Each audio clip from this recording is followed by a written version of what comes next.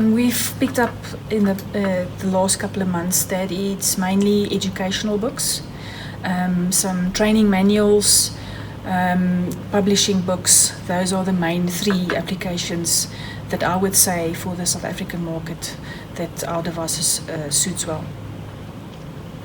In the European market, I must say what we've picked up there is also a lot of transactional, trans-promotional is really big. It's a very good fit for this device. And then also a lot of different kind of reading books seems to be a pretty big fit for this machine. In wide format, we see growing for inkjet in corrugated packaging, in high-end, high-speed machines, and also a move towards industrial applications. As far as publications are concerned, with the offerings that we have assembled now through the various vendors that we represent, we are looking to take inkjet technology and high-speed inkjet production machines to the A3 cut sheet sector of the market, as well as the B2 market, and of course the continuous feed, which has been established for some years already, albeit with a relatively slow uptake. I would say, in a nutshell, that the trend in South Africa is exactly the same as it is everywhere else, in principle. It might be slightly in sync, a year, possibly 2 years behind the trend in Europe, or the adoption of inkjet in Europe, but fundamentally the trend is the same. So the trend is towards inkjet printing, full stop. We've seen it with wide format, we've seen it with labels and packaging, and we're seeing it with commercial print. What does that mean? That means that the benefits of digital printing, which we've seen for many years with toner type devices, ease of use, on demand, less waste, print what you want when you want it, but coupled with the reliability and the speed of conventional devices. So the toner machines are very capable, different substrates, quality, but unfortunately flawed quite often from the point of view of speed and, let's be honest, reliability, etc. Inkjet is a very reliable process, and what we're seeing now is inkjet systems coming along at all the different points, replacing toner, so that will be a trend, but also replacing conventional presses. If we draw some parallels with the label market, where screen have been very successful, we've seen flexo presses being replaced with inkjet devices. We've also seen toner type devices replaced with inkjet devices. So I think that quite nicely sums up the overall trend is towards inkjet. I think Bui's summed it up very well, that trend is definitely on the increase, albeit that we may be lagging a little bit behind for various reasons, COVID and economic and exchange rate and things, but the value proposition is there. The machines are getting faster, the ink is coming down, the price of the machine is coming down, and the range of substrates that you can print on is increasing all the time. So it's making that value proposition for the prospective buyer that much easier to justify it, and especially given the demand on turnaround times and holding inventory and variable data, personalization, all of those great value adds, in a device which is now becoming more mainstream. That clearly is the trend for the future. Well, inkjet's already transforming the way that a number of sectors of the industry serves its customers. They're having to reassess their production capabilities. Their thirst for knowledge. There's a great deal of enthusiasm behind inkjet. So certain sectors like book printing is an obvious trend. Publishers and retailers, they don't want large inventories now on their stock. It's costly for shipping, can be expensive if books don't sell quite as well as they'd expect, or on the other hand, if they exceed expectations, reprints can be costly. This applies even to expensive high-end books as well, so shall we say coffee table books.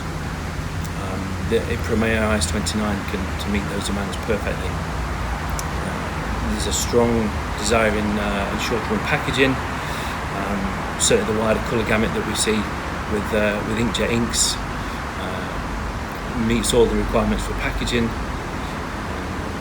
Point of sale, web to print, fast turnaround. Inkjet's absolutely perfectly suited for that. From the Impremier IS29 value proposition, it's a very versatile machine that fits perfectly into a commercial printer, a small packaging, medium-sized packaging company, because of the varied substrates that can be run through the machine. It addresses a very wide gamut, as well as the finishing aspect as well. Customers who already have an existing investment in standard flat sheet finishing can utilize that same finishing equipment and the plant that they have without having to invest in book block makers and other peripherals specific to continuous feed machines. So the value proposition is very strong for the machine, and I think also the DNA and the background in Komori's history of building reliable quality presses, and this is really coming from a press manufacturing background where the duty cycle of these production presses is very high. That same build quality and reliability factor has been built into this machine as well, making it a very strong contender in that market.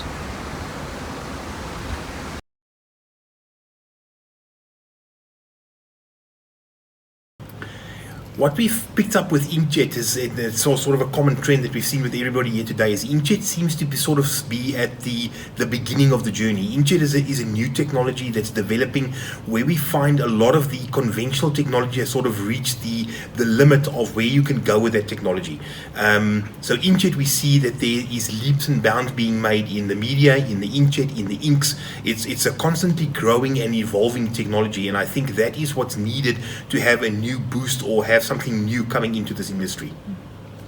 Inkjet opens up new opportunities in print not possible before. We can think of bespoke, short runs, specialties, and those applications require lower cost, lower stock, and faster access to markets. So if you use screen printing or offsets, that would require much more time. Okay, that's a good question. I think fundamentally the core reason is, if you like, why digital print itself has been successful so far, which is that in the modern world people want to order what they need in the quantities that they want to be supplied, if you like, when they want it. This is just a fact of life. There's less waste. The price of print, it's a relatively expensive commodity if you're producing a campaign. So yes, you basically order what you need when you want it. I think there's other factors. The skill levels to run conventional printing devices is quite high even now, and then bringing people in and having the ability to find people to work those presses and to cover for people, etc. So digital is easy to use. So we have all the benefits of digital, but with inkjet systems you have very simple, there's non-impact printing. So these machines tend to be extremely reliable, and they can also be extremely fast. And I think critically, as Gavin said, we can now print onto a wide range of substrates. So all the things that were holding back, if you like, inkjet are being cleared, and you have effectively the benefits of digital, but you also have the benefits of conventional presses. So yeah, I think there's a clear reason why inkjet will succeed. Well, the effects of the pandemic has been to hasten the need for companies really to take stock of and evaluate their markets, like I said before, production methods and the customer's needs. So inkjet technology really becomes a convincing commercial solution. When it comes to quality, it can generally achieve the same levels as offset. In fact, inkjet inks tend to have a wider colour gamut than offset 4-colour, for example. We don't expect that inkjet technology will replace offset by any means, but the two processes can complement each other, work in parallel, enabling sort of a well-managed company to meet the demands of the customers.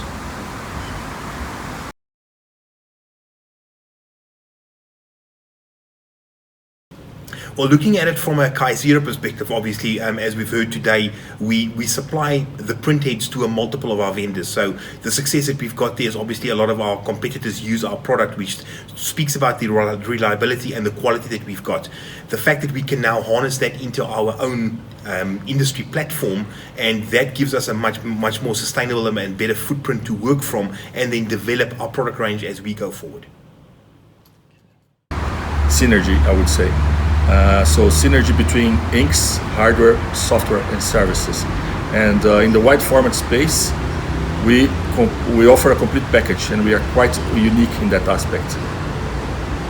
One reality of inkjet printing systems is, if you look at them, holistically, they're very simple machines. You have a web-fed press or even a sheet-fed press.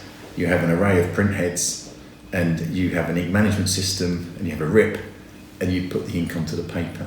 But of course, in reality, it's much more difficult than that. So first and foremost, we're Screen, we're Japanese, and we're very good at making things. Now we're talking here about very high precision devices. You need to put these little tiny drops of ink exactly where you want them. So this is the implementation of the technology rather than the technology itself. The second thing, and probably easier to understand, is I mentioned substrates. So water-based ink is the ink that's required for high-speed printing. But water-based ink, traditionally, or sort of in simple terms, is very difficult to dry if you print it onto closed surfaces, glossy stocks, coated stocks. So in recent years, Screen have come to market with SC ink, which is for coated stocks.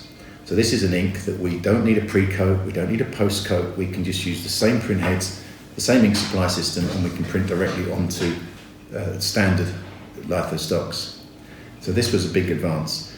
On top of that, just recently, Screen have launched the second generation of the SC inks, which we call SC Plus inks. So we talk about very high quality. With the SC Plus inks, we've now got higher densities in the reds, in the blacks. We've got better scuff resistance, we've got easier drying. We've fundamentally improved the capabilities of the ink. So SC ink is unique to Screen. SC Plus ink is unique to Screen. So therefore, the ability to print directly onto standard substrates without any extra hardware and without any extra pre-coats or post-coats is a very big factor in the Screen solutions. Over and above that, obviously, there's lots and lots of nuances which I can talk about. Reference Screen, our heritage, our pedigree in commercial printing, in colour systems, pre-press. This is the quality print comes from not just the printing machine, it comes from what you put in at the input side. So we're very good at controlling the data, colour management, screening, and that is very much a factor in why the Screen machines are so good. Well, I mean, the idea behind the Imprimera IS29 was to use our offset technology as the benchmark. Okay? We're strong in offset. Okay? We always have been. For almost 100 years, this is what we've been doing. So reliability, quality, productivity, versatility, they're all making up characteristics of our technology. This allows us to print on a range of substrates, paperboard, plastic, metallized materials, without the need for pre-coating. The printer sheet's completely dry and flat thanks to LED drying, which makes up a much smoother sort of transition through the post-press. For those companies that are familiar with Komori technology, they'll appreciate the high levels of reliability that we achieve across our full range of products. And as the IS29, that's no exception to those. So